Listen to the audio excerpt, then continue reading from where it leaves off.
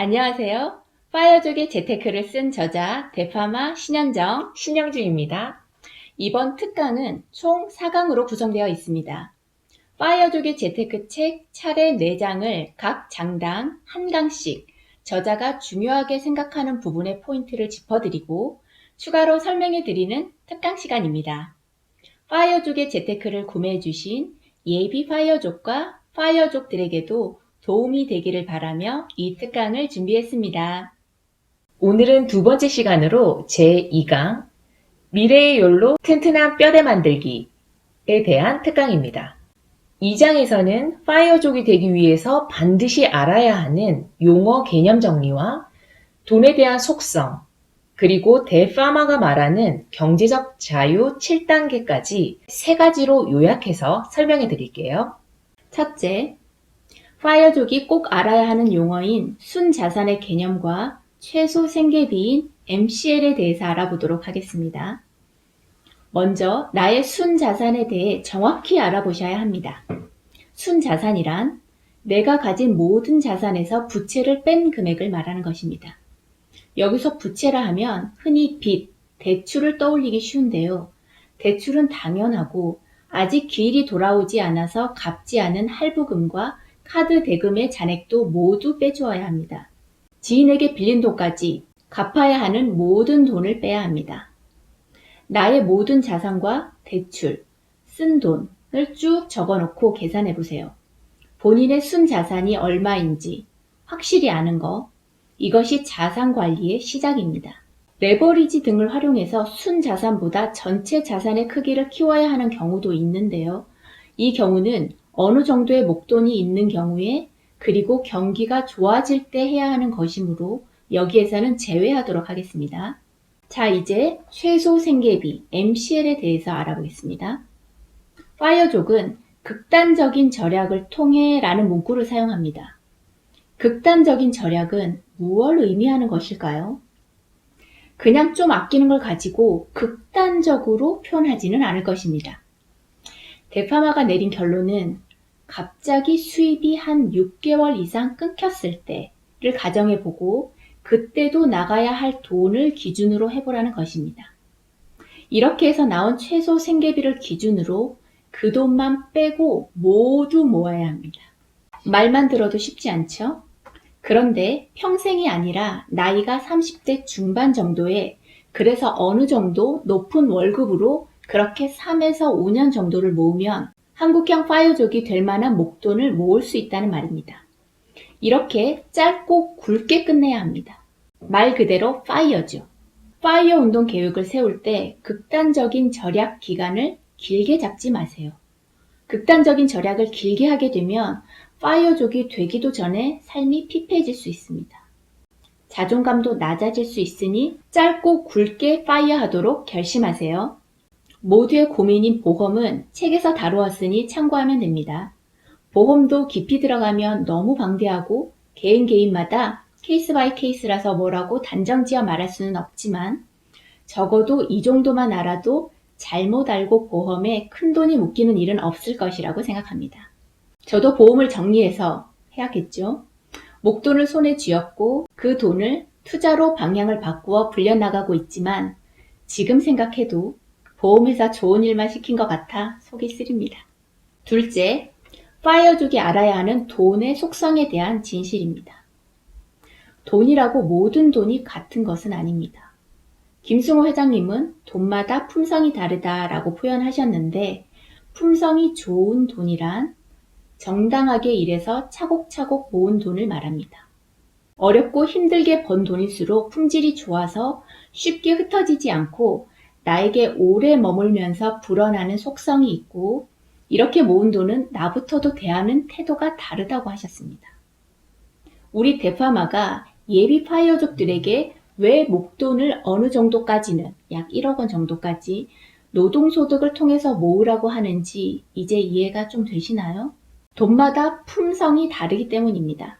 내가 벌고 있는 모든 돈이 모두 나에게 남지 않거든요.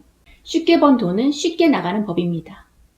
결국은 나에게 남아서 머무르는 돈만이 나의 부가 됩니다. 또 한 가지 돈의 속성은 돈은 선형적으로 비례하면서 늘어나지 않는다입니다. 아직 큰 돈을 모아본 적이 없는 젊은이들 중에 많은 사람들이 10억 원을 모으려면 한 달에 200만 원씩 모아도 몇십 년이 걸린다느니 한 41년이 좀 넘게 걸리거든요. 평생을 모아도 집 한 채로 살 수가 없다느니 하는데 그건 모두 돈의 속성을 몰라서 하는 소리입니다. 돈은 처음에는 내가 아껴서 모은 것만 눈에 띄지만 어느 순간에는 크게 늘어나는 속성이 있습니다. 그래서 몇백억대 부자를 보면 도대체 어떻게 저렇게 큰 돈을 모으는 게 가능할까? 라고 싶지만 돈은 원래 그런 특성을 가지고 있다는 것을 알게 되면 적은 돈이라도 하루빨리 모아서 점점 큰 돈을 만들어야 한다는 것을 이해하게 될 것입니다. 그리고 인플레이션은 걱정하면서 나의 몸값이 올라가고 월급과 직급이 올라가는 것은 왜 배제를 할까요? 시간당 최저임금으로 이런 예를 드는 사람이 있는데 그렇게 평생을 사는 것은 아닙니다. 일부러 부정적인 부분만 확대 해석하는 것은 아닌지 경계해야겠죠? 부자가 되려는 사람은 자신의 생각을 컨트롤할 수 있어야 합니다. 이건 매우 높은 수준의 소양이 필요한데 자꾸 연습하면 됩니다. 현대 자본주의 사회에서는 노동소득은 자본소득의 증가율을 따라갈 수 없습니다. 금리가 낮고 돈의 가치가 떨어져서 노동, 즉 인건비의 가치가 높게 책정되는 것은 사실입니다. 하지만 예전부터 해오던 직업군의 인건비는 더디 오르고 새로운 일, 현대사회에 필요한 직업군의 연봉은 놀랍도록 고소득인 경우가 많습니다. 예를 들면 코딩 전문가라든가 IT 관련, AI 관련, 블록체인 전문가 등의 엔지니어 개발자들은 지금도 일할 사람을 구할 수가 없어서 동동거리는 업체가 정말 많죠. 그런데 이미 사회에 진출한 기성세대, 30, 40, 50 세대들 대부분은 그런 직업군에서 일하는 게 아닙니다. 과거에도 이런 직업군이 많이 필요했던 것도 아니었고 그런 기술을 몇 달 만에 배울 수도 없지 않습니까? 그러니 자본소득보다 현저히 더디게 높아지는 노동소득으로는 노후 준비를 충분히 하기는 불가능에 가깝습니다. 그런데 슬프게도 우리 대부분은 이런 직업군에 속해져 있습니다.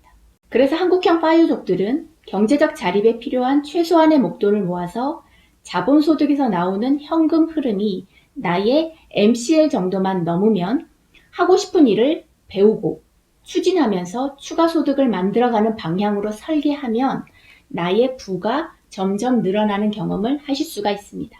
그러면 돈을 단기간에 모으는 것이 관건일 텐데요. 어디서 무얼 줄여야 할지 모르겠다고 심지어 나는 별로 쓴 것도 없는데 돈이 모이질 않는다고 생각하시는 분들 많으시죠? 거짓말입니다. 자세히 보면 과거에 당신이 쓴 것입니다. 자꾸 부정만 하지 마시고 어디에 돈을 쓰고 있는지 지금부터 알아보도록 하겠습니다. 지난 1년을 기준으로 지출을 모두 적으세요. 같은 항목은 합해서 적으세요. 그리고 절대 금액이 큰 순서대로 나열해 보세요. 이렇게 당신의 소비 금액이 큰 순서대로 나열된 내역에서 위에서부터 3개에서 5가지를 그냥 눈을 딱 감고 줄여야 합니다. 그래야 시간이 지나면 돈이 눈에 띄게 모이게 됩니다. 적어도 몇 천에서 억 단위. 우리 대파마는 그 4가지가 바로 집 매수, 차, 해외여행, 그리고 돈이 많이 드는 취미였습니다. 요 4개를 눈을 딱 감고 3년을 포기하고 그 돈을 모았더니 돈이 우리 파이어족이 가장 믿어야 하는 근거는 복리의 마법입니다. 시장 평균 정도의 수익률과 시간을 투자하면 시간이 흐를수록 놀라울 정도로 늘어난다는 복리의 마법. 세계 8대 불가사의라고도 불리웁니다. 지난 50년간의 미국 S&P 지수의 평균 수익률은 9.7%가 넘는다고 하는데요. 우리 파이어족도 7에서 8%의 수익률을 추구해야 합니다. 그런데 경제와 시장 평균 수익률에 대한 기본 지식이 없는 사람에게 갑자기 1년에 7에서 8%의 수익률을 꾸준히 내야 복리의 마법에 맞출 수 있다라고 하면 누가 믿어줄까요? 하지만 경제 공부를 한 우리 파이어족은 알고 있죠. 투자에 자신이 없으면 그냥 S&P 500 인덱스 지수에 투자해 두고 배당도 재투자하면 역사적으로 평균, 즉 8에서 9%의 수익률은 얻을 수 있다는 사실을 말입니다. 이와 관련해서 미국 텍사스 트리니티 대학 교수 3분이 연구한 논문 4% 룰에 대해서도 책에서 설명해 두었습니다. 이 연구 논문을 근거로 파이어족은 4% 룰에 따라 은퇴 이후 인출 금액을 결정하고 자금 관리를 하고 있는 것입니다. 셋째로는 대파마가 말하는 경제적 자유 7단계에 대해서 좀 더 깊이 알아보도록 하겠습니다. 1단계는 암과 결심입니다. 가장 중요한 단계죠. 파이어족과 한국형 파이어족에 대해 제대로 알고 파이어족이로 되기로 결심하는 단계입니다. 한국형 파이어족에 대해서는 지난 시간에 공부해서 알고 있으시죠? 잘 모르시면 지난 강의를 참고해 주세요. 2단계에는 내 상태를 자각하는 단계입니다. 내 돈의 흐름을 파악하는 것이죠. 자산은 얼마인지, 빚은 얼마인지, 수입은 정확하게 얼마고 그중 얼마의 돈을 쓰고 있는지, 버는 돈을 다 써서 자산이 하나도 없다고 하더라도 이 단계에서는 빚이 없는 것이 좋습니다. 만약 빚이 있다면 빚을 최우선으로 갚는 것을 추천드립니다. 3단계에서는 앞에서 알아본 나의 최소 생계비 MCL을 제대로 계산해서 나의 FI를 구하는 것입니다. 그리고 노동소득과 예적금만으로 1억 원까지 모으는 단계가 3단계입니다.